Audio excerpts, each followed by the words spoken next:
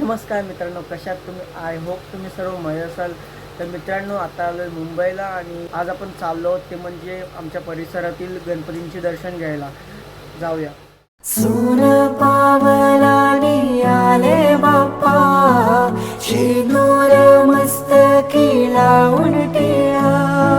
सोन पावलानी आले बाप्पा, शेंदूर मस्तकी लावून टिळा. माझा बाप्पा किती गोड दिसतो, माझा मोरया किती गोड दिसतो, माझा बाप्पा किती गोड दिसतो, माझा मोरया किती गोड दिसतो. तर मित्रांनो, आत्ता आपण आलो हिंदुस्थानी भाऊचा नवसाचा राजा, तिकडे आपण आलो. तर चला आता बघूया आतमध्ये जाऊन.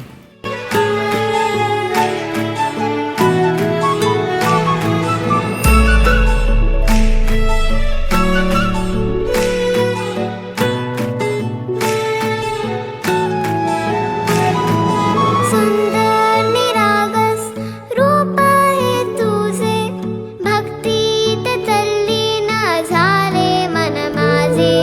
सुंदर निरागस हे रूप तुझे, भक्तीत तल्लीन झाले मन माझे. तू विश्वाचा पालनहारी, किमया तुझी देवा आहे न्यारी. चला मित्रांनो, आत्ता आपण आलो आहे सांताक्रूजचा राजा, तिकडे आलो आहे. तर लाईन पण खूपच आहे, सो चला लाईनीला लागूया. मित्रांनो, लाईन बघा किती आहे, जामच मोठी लाईन आहे लांबपर्यंत. आता इथंच मला वाटतं अर्धा तास तरी जाईल. तुमच्या पाठीसुद्धा बघा किती लाईन झाली, पण किती अर्धा तास तरी आरामात जाईल इथं. विश्वाचा पालनहारी, किमया तुझी देवा आहे न्यारी. माझा बाप्पा किती गोड दिसतो, माझा मोरया किती गोड दिसतो, माझा बाप्पा किती गोड दिसतो, माझा मोरया किती गोड दिसतो. माझा मोरया रे,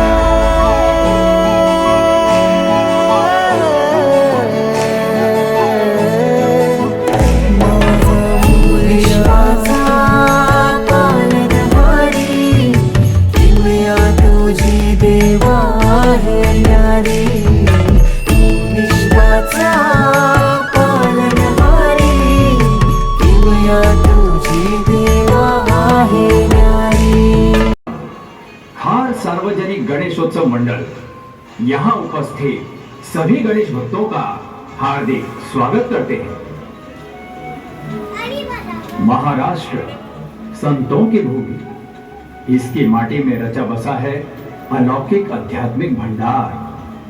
भगवत गीता में भगवान श्री कृष्ण ने कहा है, संत मेरी जीवित आत्मा है। ऐसी है संतों की महिमा। तो आइए आज हम आपको ऐसे ही एक महान संत की कथा सुनाने जा रहे हैं, जिन्होंने महज 16 वर्ष की आयु में ही ब्रह्म पद प्राप्त कर लिया था। जी हाँ, हम बात कर रहे हैं संत श्रेष्ठ ज्ञानेश्वर माऊली की, जिन्होंने न केवल सरल भाषा में लोगों को गीता का सार समझाया, अपितु समाज में पनप रही धार्मिक विषमताओं को भी काफी हद तक दूर किया। उनकी इसी ख्याति को सुनकर 1400 वर्ष की दीर्घ आयु वाले महान तपस्वी योगेश्वर चांगदेव महाराज के मन में भी संत ज्ञानेश्वर जी से भेंट करने की उत्कंठा जगी। उन्होंने संत ज्ञानेश्वर जी को एक पत्र भेजा, किंतु दुविधावश उसे कोरा ही रखा। जब वह पत्र संत ज्ञानेश्वर जी के पास पहुंचा, तब वे अपने भ्राताश्री गुरुवर्य निवृत्ति देव, सोपान देव तथा बहन मुक्ताबाई के संग एक ऊंची पत्थर की दीवार पर बैठे वार्तालाप कर रहे थे। अरे, योगेश्वर चांगदेव महाराज का पत्र तो बिल्कुल कोरा है। देखो तो। हाँ निवृत्ति भैया, इसमें तो कुछ भी नहीं लिखा है। भला ऐसा क्यों? लाओ सोपान भैया, मुझे दिखाओ। ये तो बिल्कुल ही कोरा है।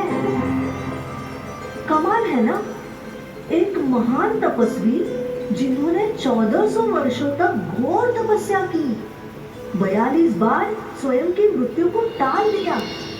ऐसे महान तपस्वी का जीवन इस पत्र की भांति कोरा का कोरा ही रहा। क्यों ज्ञानेश्वर भैया? मुझे इस पत्र का आशय विदित है मुक्ताई। योगेश्वर चांगदेव महाराज घोर तपस्वी हैं तथा उन्हें अनगिनत सिद्धियां भी प्राप्त हैं। इस पत्र के माध्यम से वे हमसे भेंट करना चाहते हैं। तो ठीक है, मैं उनके इस पत्र का उचित उत्तर लिख भेजती हूँ।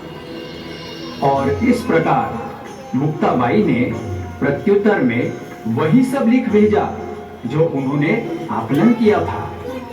प्रत्युत्तर पढ़कर चांगदेव महाराज क्रोधित हो उठे। ये हमारा घोर अपमान है। ज्ञान पड़ता है इस बालक को अपने ज्ञान का अहंकार हो गया है। किंतु वो हमें जानता नहीं, हमें अष्ट सिद्धियां प्राप्त है। रामदेव है हम रामदेव। अब तो अवश्य ही इससे भेंट करनी होगी। जरा हम भी तो लिखे कितना ज्ञानी है वो। तभी चांगदेव महाराज अपनी योग शक्ति द्वारा एक खूंखार बाघ पर आरूढ़ होकर हाथ में नाग रूपी लगाम पकड़े हुए ज्ञानेश्वर जी से भेंट करने निकल पड़े।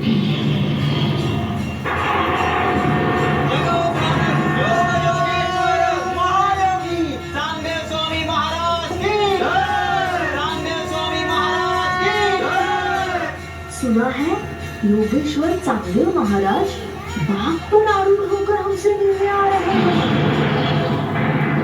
किंतु बाघ पर ही आरूढ़ होकर क्यों? इसका क्या प्रयोजन निवृत्ति भैया? मानवीय स्वभाव सोपान देव, योग द्वारा अपनी शक्ति का प्रदर्शन करना।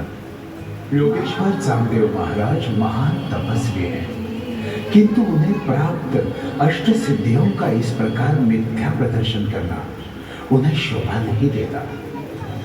अब क्या करेंगे ज्ञानेश्वर भैया? चांगदेव महाराज तो बाघ पर आरूढ़ होकर निकल पड़े हैं, किंतु हम इतनी दूर उनसे भेंट करने कैसे जाएंगे? चिंता न करो मुक्ताई, हम जिस दीवार पर बैठे हैं उसी को अपना वाहन बना लेते हैं। हे माते, हमें अपनी ममतामयी गोद में बैठाकर ले चलिए चांगदेव महाराज की ओर। चमत्कार, घोर चमत्कार। ज्ञानेश्वर माउली की याचना पर वह निर्जीव दीवार तेजी से हवा में उड़ने लगी। जब चांगदेव महाराज ने ये दृश्य देखा तो उनका अहंकार नष्ट भ्रष्ट हो गया। हे संत श्रेष्ठ, हे ज्ञानेश्वर माउली, मैं तो नाहक जीवित प्राणियों पर अपना अधिकार स्थापित कर अहंकार में डूब गया था। किंतु किंतु किंतु आपकी निर्जीव वस्तुओं पर भी अगाध सत्ता देखकर निस्संदेह आप ईश्वरीय अवतार है, इसकी आज मुझे प्रत्यक्ष अनुभूति हुई है। भगवान, आपने इस निर्जीव दीवार को चलाकर मुझे एहसास दिला दिया है कि जड़ वस्तुओं में भी चेतना है तथा कण कण में भगवान है। चांगदेव महाराज, आप महान तपस्वी हैं, महाज्ञानी हैं, किंतु ज्ञान का उपयोग यदि समाज प्रबोधन के लिए हो तो वो सार्थक हो जाता है, ना कि किसी से स्पर्धा करने हेतु। आपने 1400 वर्ष तपस्या की है तथा अनेक सिद्धियां प्राप्त की है, जिनका उपयोग समाज में फैली विषमताओं को दूर करने हेतु कीजिए तथा भटके हुओं को सन्मार्ग पर लाए। यही परमार्थवाद एक सच्चे तपस्वी की विशेषता है। हे ज्ञान के ईश्वर, ज्ञानेश्वर माऊली, आपके पावन उपदेश से आज मेरे ज्ञान चक्षु खुल गए। मैं धन्य हो गया प्रभु, मैं धन्य हो गया। बोलो ज्ञानेश्वर माऊली की जय। तो आइए हम सब मिलकर विघ्नहर्ता बुद्धि विनायक श्री गणेश जी के पावन चरण कमलों में विनम्र प्रार्थना करें। हे दुख भंजन गौरी नंदन, सुन लो हे प्रभु अर्ज हमारी। मजहब जाति भेद से बट गई है दुनिया सारी। इस विपदा का हमको भगवान ऐसा कोई निदान दो। कर्म योग अपनाए सभी, ऐसा हमें वरदान दो देवा, ऐसा हमें वरदान दो।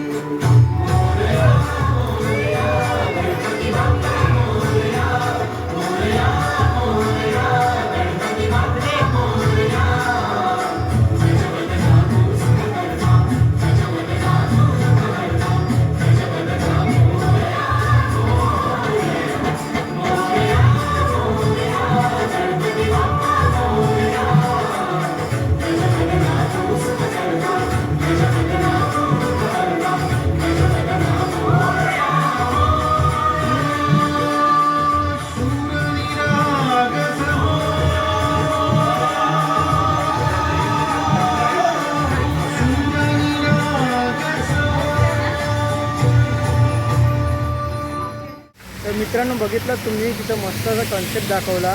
दरवर्षीप्रमाणे ह्यावर्षीसुद्धा मस्त असं कन्सेप्ट होतं तिकडं. दरवर्षी त्यांच्या जो मंडळ आहे तो दरवर्षी असंच काही ना काही नवीन कन्सेप्ट घेऊनच येतो. तर यावर्षीसुद्धा मस्त असा कन्सेप्ट होता, तर तुम्ही बघितला असाल. चला.